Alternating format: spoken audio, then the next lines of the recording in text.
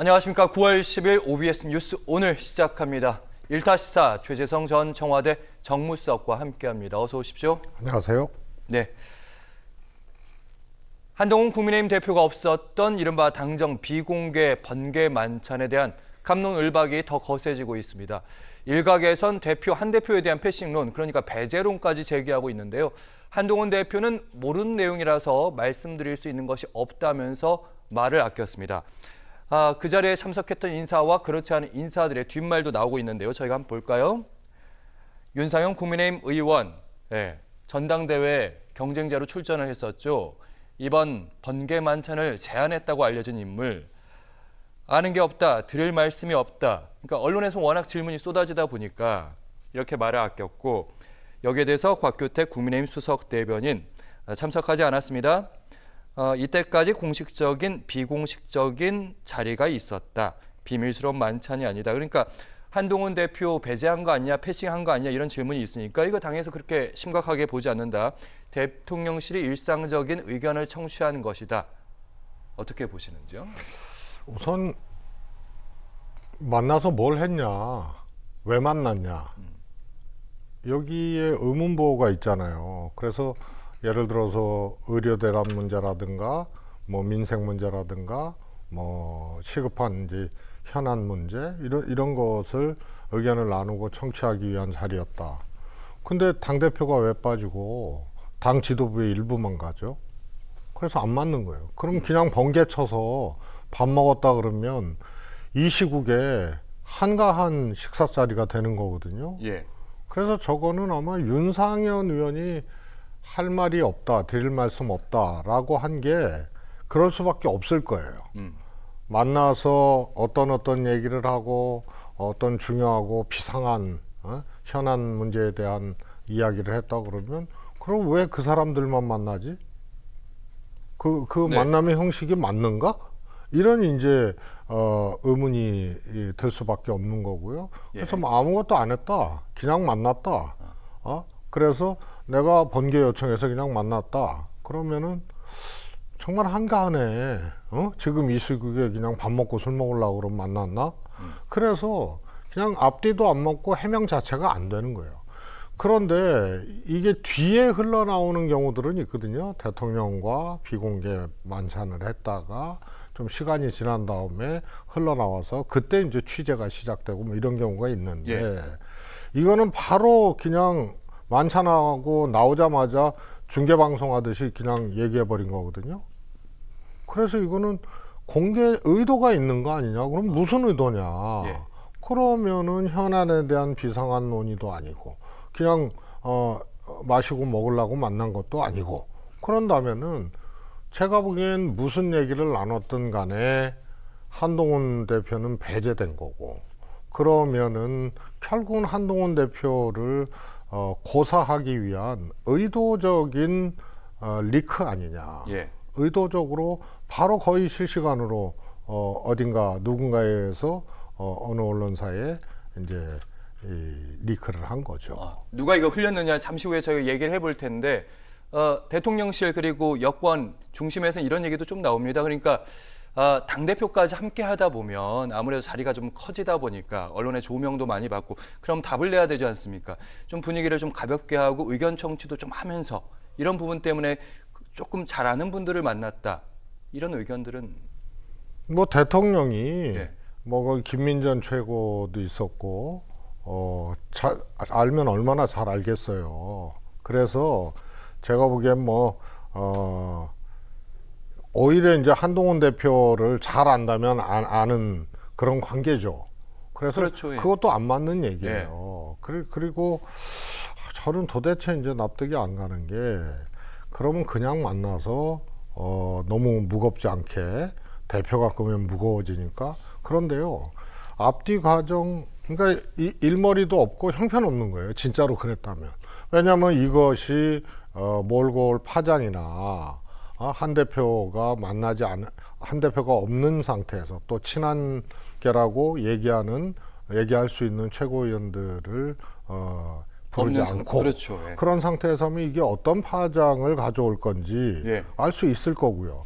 또 만찬이 한 대표를 비롯해서 당 지도부 만찬이 의대 정원 의료 대란 문제로 한 대표가 2026년 정원 유예해달라고 한 걸로 그것을 계기로 하여튼 걷어찬 거 아니에요. 만찬이 취소된 거거든요. 그랬죠. 그랬는데 이 만찬을 한다? 그러면 이게 어떤 해석이 되고 어떤 파장을 가져올 건지 그냥 뭐 새로운 변수도 아니고요. 예. 능히 이거는 계산하고 생각할 수 있는 부분인데 그럼에도 불구하고 그냥 편의상 이렇게 했다? 이거는 그냥 정치의 정자, 그다음에 일의 일자도 모르는 어리석인 거죠. 그 해명대로라 그 하더라도 해명대로라도 이상하다. 이런 그럼 우리는 말씀이세요? 무능하고 일머리도 없고 어리석고 정말 이런 형태의 만찬이 어떤 파장을 갖고 오는지 그걸 전혀 알지도 못하는 바보다. 이런 것을 얘기하는 꼴이 되는 거예요. 알겠습니다. 이게 흘러나왔다는 얘기도 있고 누군가 용산이든 아니면 친윤이든 어느 쪽에서 흘렸다 이런 얘기도 있고 이제 흘러나왔다는 얘기는요. 주로 이제 말씀드렸다시피 조금 시간 지난 다음에 흘러나오는 거거든요. 근데 이거는 만찬 끝나고 나오자마자 이거는 어딘가 중계방송을 한 거예요. 누군가 흘려줬다 확실히. 시점이 그렇잖아요. 의도가 있었다고 보시는 거예요? 그러면? 8일 날 예. 저는 그러지 않고는 예. 그러니까 아주 이 바보 같은 사람이거나 아니면 이거는 이렇게 공개해서 흘리는 행위는 제가 예. 말씀드렸던 이건 한동훈 대표 그냥 고사작전 아니냐. 그것이 시작된 게 아니냐. 그렇게 해석되어질 수 있는 거죠. 저희 그 의도에 대해서는 잠시 후에 좀 더 깊이 좀 분석을 해보도록 하겠고 일단 이렇게 번개 비공개 만찬 보도가 나오니까 대통령실은 이제 그러면 당 지도부랑 언제 만날 것이냐 이런 질문 받고 있잖아요. 그럼 추석 연휴 이후에 하겠다 이렇게 얘기했는데 이 정도 파장 그러니까 한 대표에 대한 패싱론 배제론까지 나올 정도면 언제 날짜를 잡겠다 이날 만나겠다 이렇게 빨리 얘기할 수 있는 거 아니겠습니까? 아니요. 말씀드렸다시피 지난번에 지도부 만찬이 연기됐잖아요. 예. 그것도 웃기잖아요.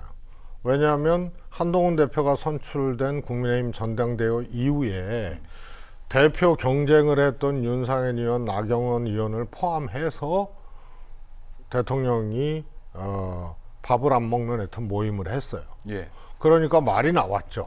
그러면 여당이든 야당이든 신임 지도부가 선출이 되고 당대표가 선출이 되면 여당은 대통령하고 만나야 되는 거거든요.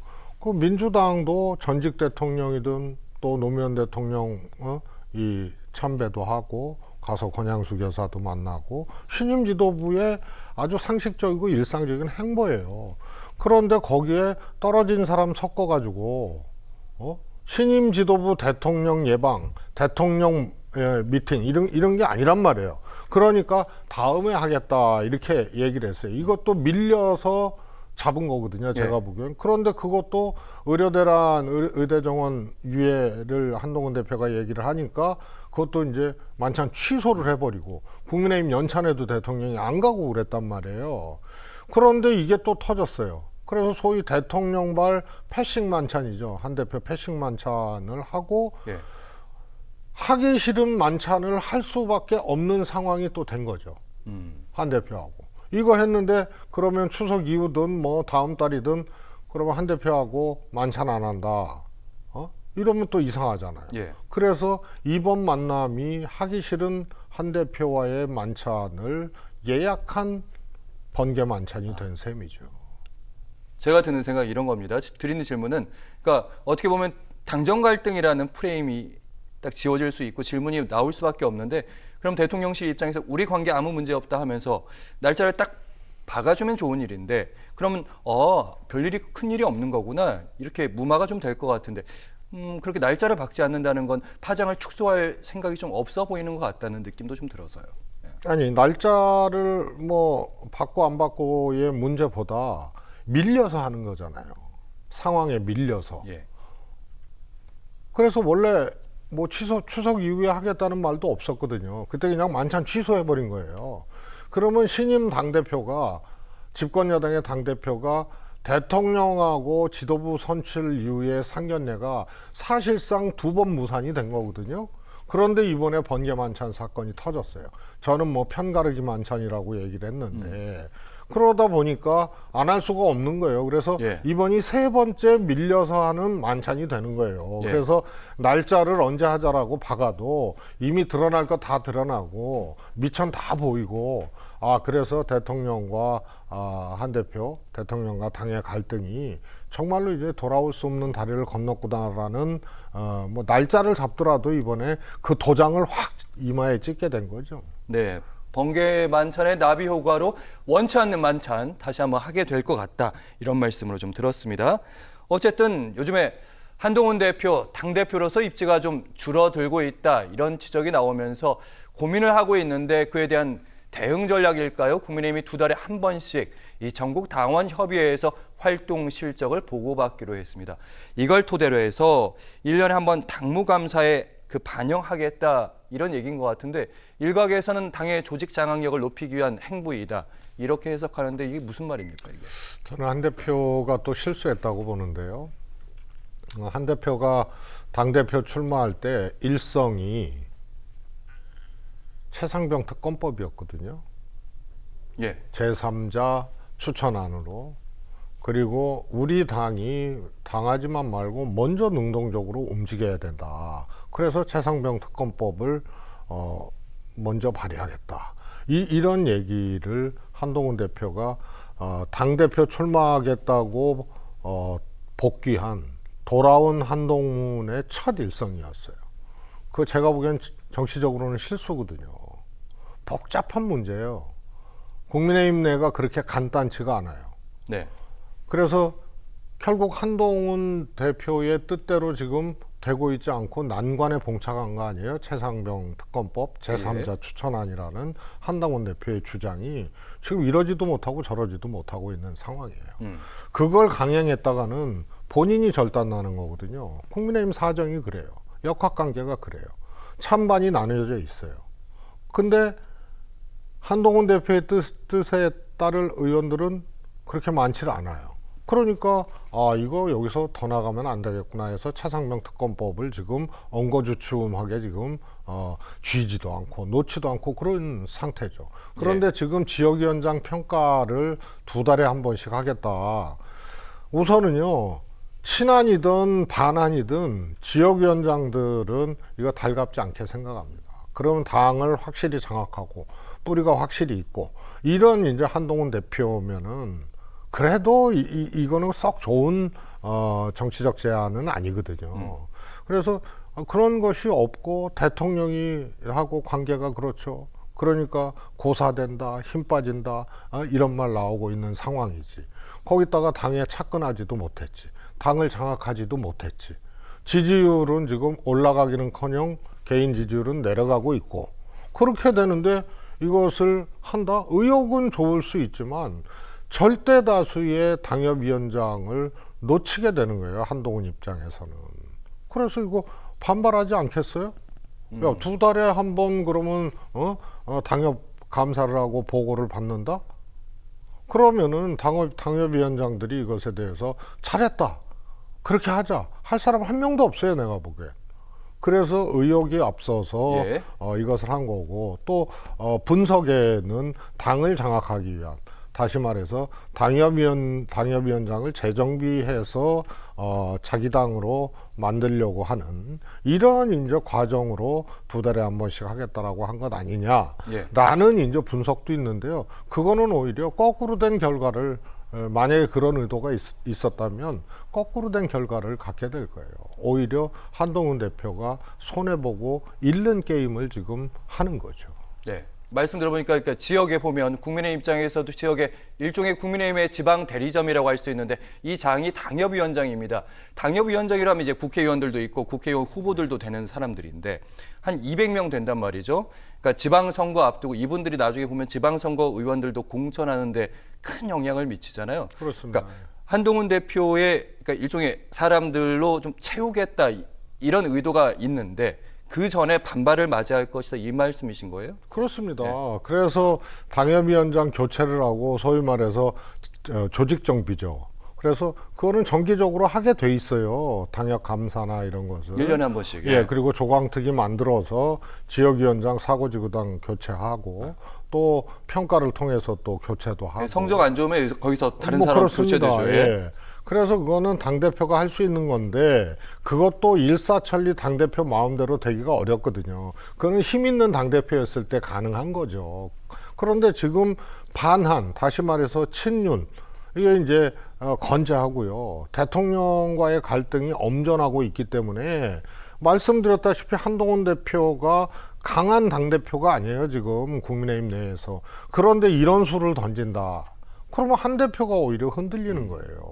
알겠습니다. 그래서 공천권을 지역위원장들이 상당한 영향력을 갖고 있지만 그래서 지방선거에 자기 사람으로 교체를 해서 당 장악력을 높이고 지방선거를 그걸로 치른다? 이게 그 이전에 한동훈 대표의 힘이 더 약화될 가능성이 훨씬 더 큰 수를 둔 거예요. 지금. 알겠습니다. 하지만 당 내부에서는 한동훈 대표의 당의 장악력에 문제가 없다 이런 발언도 나왔습니다. 박상수 국민의힘 대변인이 이렇게 얘기하고 있습니다. 몇 달 보좌하면서 느낀 건데 한동훈 대표 윤 대통령께 결재받는 기술을 획득했더라. 사례로 당내 주요 인사의 선임, 정책위의장 얘기하는 거죠. 그리고 이번에 여야 의정협의체 결국에는 똑같은 사례처럼 최상병 특검법도 된다. 여유 있게 된다고 대답하더라. 결국 시간은 이제 한동훈 대표 편이다. 버틴다. 이런 말인 것 같아요. 넘어온다. 주도권. 저거는 이제 송원성치 기도문 읽은 것 같은 거죠. 저거는 아무 근거가 없는 거예요. 예. 네? 아무 근거가 없다니까요. 근거는 일단 최근에 있었던 정책위의장 선임이라든지 여야 의정 협의체 이거 한동훈 대표의 안대로 된 거 아니겠습니까? 정책위 의장도 그런 거거든요. 우선은 원내대표가 반대했잖아요. 네? 예. 또 정책위 의장 이거는 대통령이 한동훈 대표의 권한이니까 한 대표가 알아서 하십시오. 이렇게 한 게 아니거든요. 그래 마음대로 해봐라. 이렇게 읽혀지는 거예요. 그래서 한 대표가 정책위 의장을 바꾸고 한 대표 뜻대로 하라고 그렇게 한 것이 아니고 그 과정에서도 감정 대립이 있었던 거거든요. 그래서 저거는 박 대변인이 한 대표 입장에서 하나의 소원지를 낭독한 거다. 저는 그렇게 보여져요. 아무 근거가 없잖아요.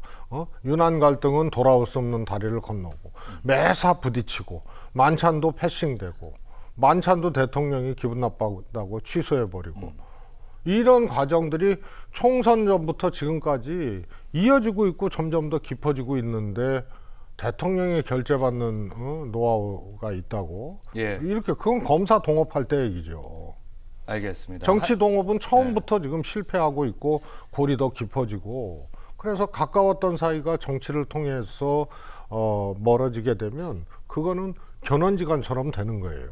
지금 딱 두 분이 그런 상태죠. 네, 최근에 한동훈 대표 뜻대로 되는 것보다 안 되는 게 더 많다 이런 말씀이신데 한동훈 대표 얘기가 나왔으니까 야당 주요 인사들의 한동훈 대표에 대한 인상평을 보시면서 이야기를 계속해서 나눠보도록 하겠습니다. 먼저 민주당에서 진성준 민주당 정책위의장, 그러니까 질문이 이런 거였습니다. 김어준의 다스베이다에서 김어준 씨가 이렇게 질문합니다. 키가 180이 맞던가 했더니 진성준 의원은 거기에도 그러니까 여야 대표 회담에도 키높이 구두를 신고 왔더라.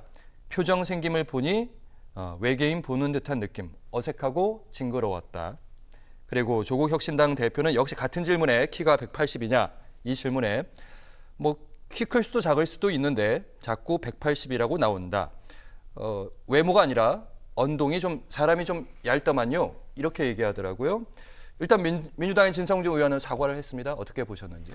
진성준 의원은 좀 실수를 한 것 같아요. 그리고 분명히 인상 품평을 해서 폄훼를 한 거거든요. 그러니까 또 사과를 하셨던 거고요. 조국 대표는 조금 다른 것 같아요. 제가 보기에는 거의 퍼펙트한 답변 같아요. 어떤 점이요? 예. 그 진행자가 소위 말해서 180이냐. 진행자의 질문은 180이 아닌데 180이라고 하는 거에 대해서 어떻게 생각하느냐. 소위 말해서 사실관계 확인에 가까운 인상 비평을 요청을 한 거거든요. 의도는. 그런데 그 앞단을 보면 조국 대표는 이랬어요. 이런 것에 대해서 세세한 논평을 하는 것은 적절치 않다. 그리고 키는 클 수도 있고 작을 수도 있는데 180이라고 본인이 자꾸 본인이 얘기를 한다. 본인은 정확히 기억 안 나는데 그런 뭐 관련된 자료들은 좀 많이 본 기억은 있습니다만. 아니 뭐 그거하고 상관없이 정치인 조국 대표의 답변은 거의 퍼펙트한 거예요. 예?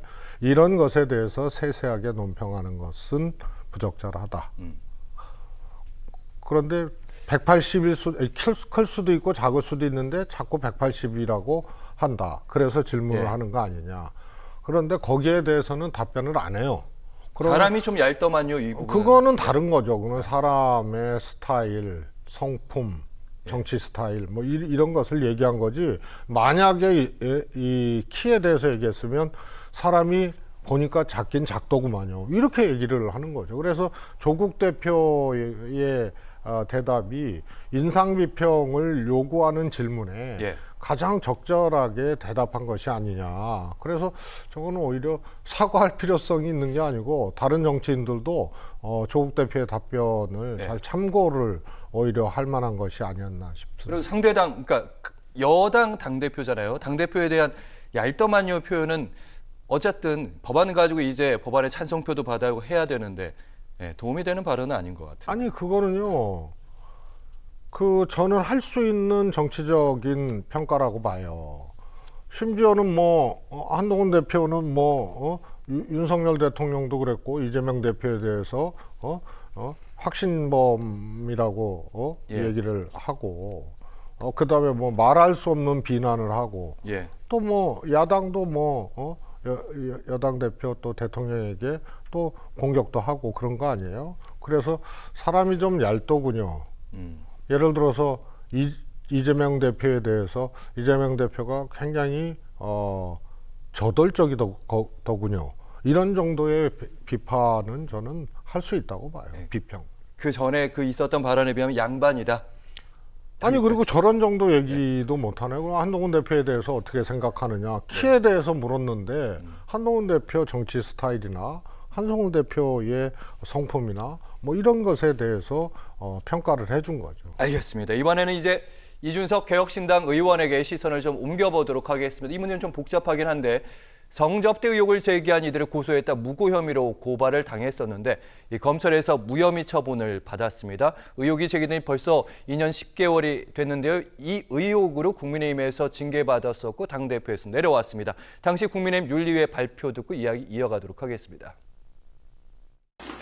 국민의힘 당대표 이준석, 국민의힘 중앙윤리위원회는 상기인에 대하여 당원권 정지 6개월을 의견해왔습니다.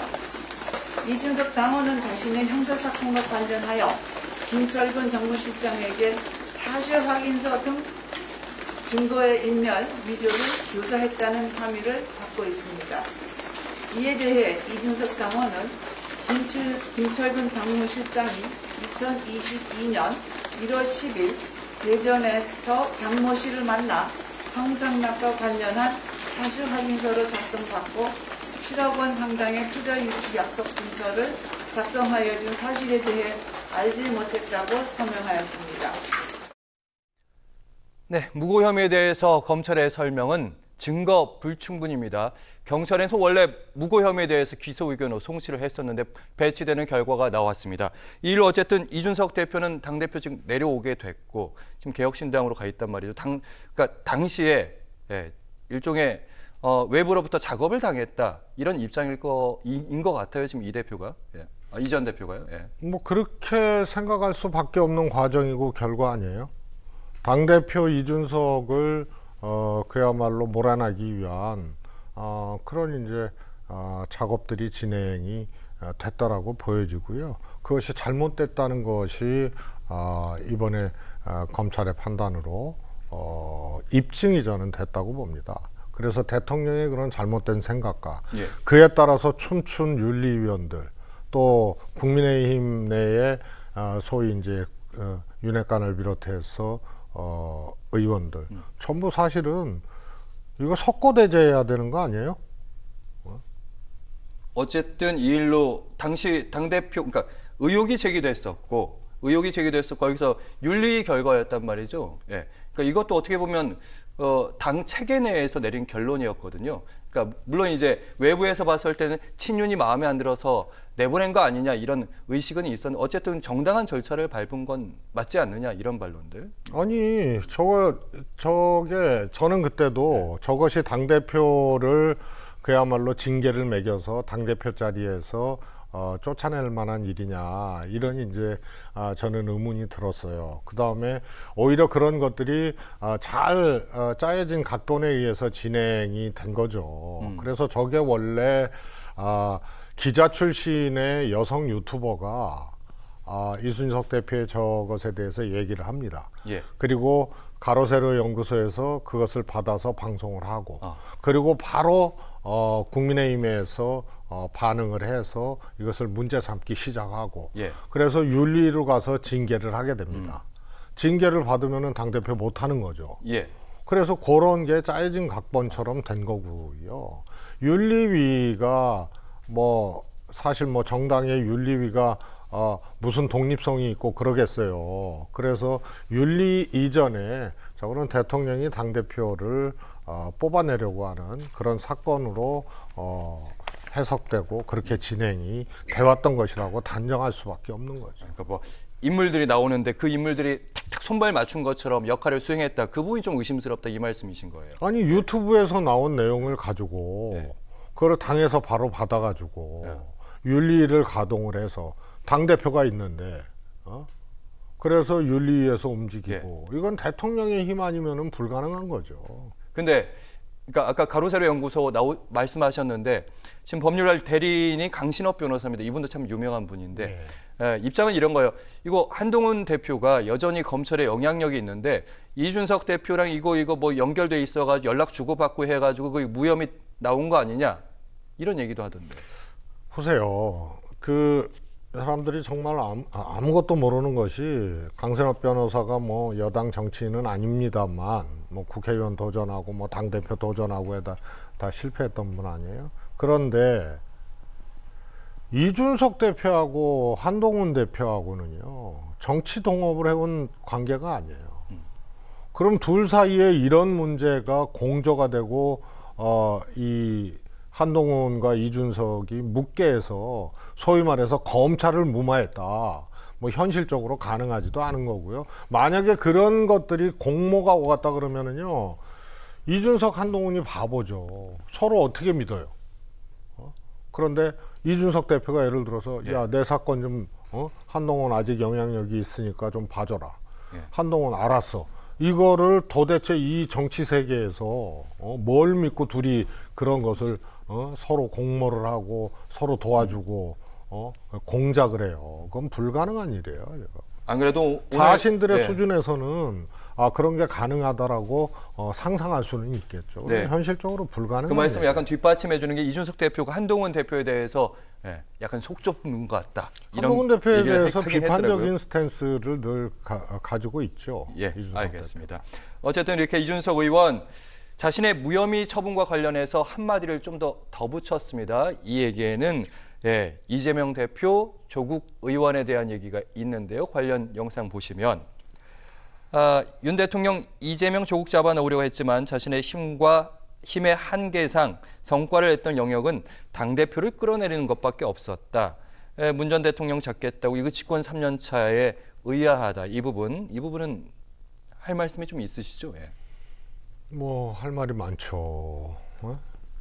그래서 제가 보기에는 이제 국민들에 의해서 아주 심플하게 이미 판단이 끝나버린 사건이 돼버렸어요. 문재인 전 대통령에 대한 수사는.